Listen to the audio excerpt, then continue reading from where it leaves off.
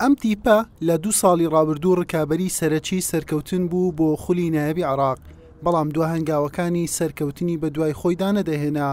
ئەم ساڵ بە گروتینێکی جیاواز ئامادەکاری بۆ وەرزی نوێی خولی پلێکی عێراق دەکات و هەموو هەوڵێکی بۆ گەڕانەوەیە بۆ ڕیزی گەورەکان کەوا نزیکەی 13 وەرزە لەی دابڕاوە.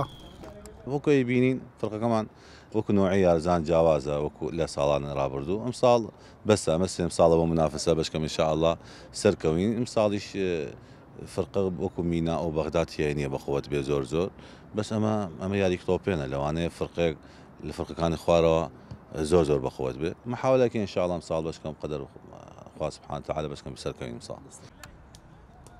یانی پێشمەرگەی سلێمانی ئەم وەرزە باستافێکی نوێ ڕاهێنەران کە پێک هاتووە لە عەمار حوسێنی ڕاهێنەر و حەسەن دەروێشی ڕاهێنەری توانای جەستەیی و سەدام سەلمانی ڕاهێنەری گۆڵپارێزان بەشداری خولەکە دەکات. شرف كبير ان ندرب نادي مثل نادي بيشمركه.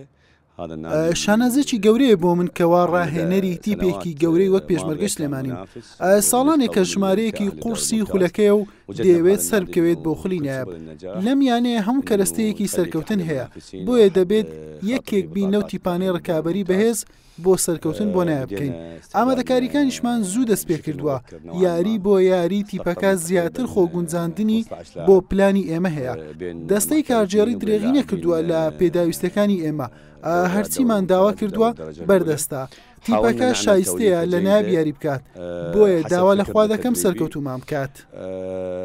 بدە الفريق مباريات التجريبية. پێشمەرگەی سلێمانی نیوە زیاتری پێکاتەکەی گۆڕیوە. 9 یاریزانی وەرزی ڕابردووی ماوەتەوە، 12 یاریزانی نوێشی هێناوەتە تیپەکە. ئێستا خاوەنی 4 یاریزانی پیشەگەر و 6 یاریزانی عەرەب و 11 یاریزانی کووردە. لە داهاتووش 7 یاریزانی لاو بۆ تیپەکە زیاد دەکەن تاوەکو بە لیستێکی 28 یاریزانی بسنە نێو ڕکابەریەکانی وەرزی نوێ. ئەو ماوەی هەفتەیە کە ڕوومان کردوێتە شاری هەولێر بە مەبەستی معسکەرێک لەخوا بە زیابیان 2 یاری و دیمان کردووە. یاریزانەکان یعنی ئەدایکی باشیان پێشکەش کردووە، ینی بەڕاستی چاوەڕوانی شتی باشمان لێگری شەڵام ساڵ.